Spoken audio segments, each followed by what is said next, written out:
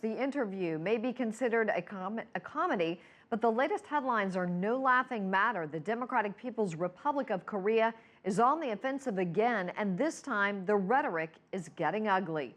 CCTV's May Lee joins us now from Los Angeles live with more. May?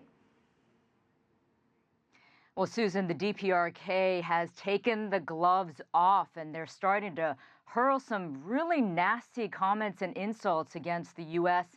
and President Obama.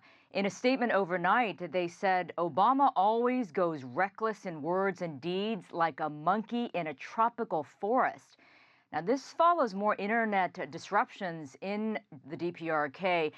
Earlier this week, of course, we heard that they went offline completely, went completely dark, and they suspected a cyber attack of some kind. So now Pyongyang blames the U.S. for all of that. The U.S. has said it is not to blame for the internet disruptions.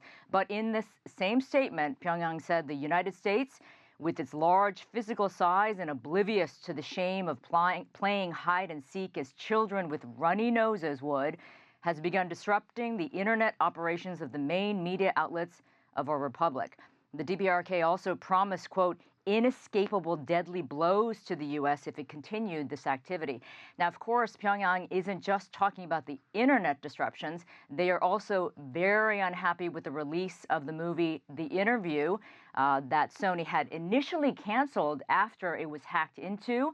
And there are threats against Sony and moviegoers if they release the movie on Christmas Day. But Sony reversed this decision, and of course, they did release the movie on Christmas Day in independent theaters as well as online simultaneously.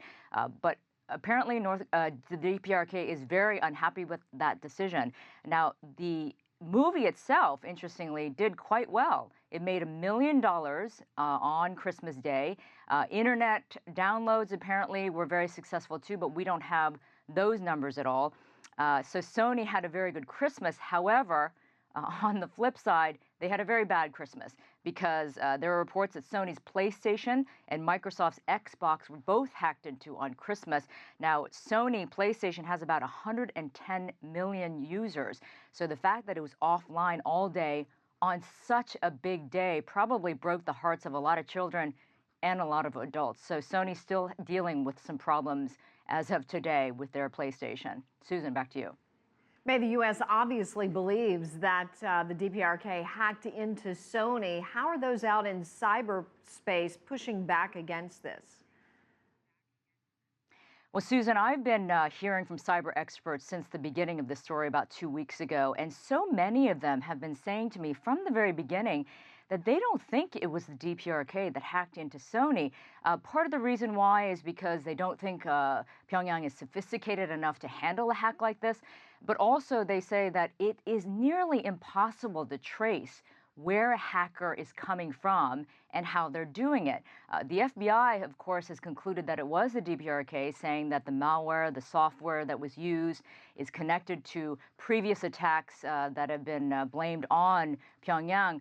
But again, these cyber experts say, hey, this software has been out for a long time, so anybody could have gotten a hold of it and used it and made it look like it was coming from the DPRK. One theory is that it could have been an ex-Sony employee that was very disgruntled about being fired, and they had access to the system, and therefore they're the ones who did the hack attack. So it's lots of theories floating out there, Susan, but the main thrust of this idea is that a lot of cyber experts don't believe that it was Pyongyang. There certainly are a lot of theories. Thank you so much, May Lee, reporting live from Los Angeles.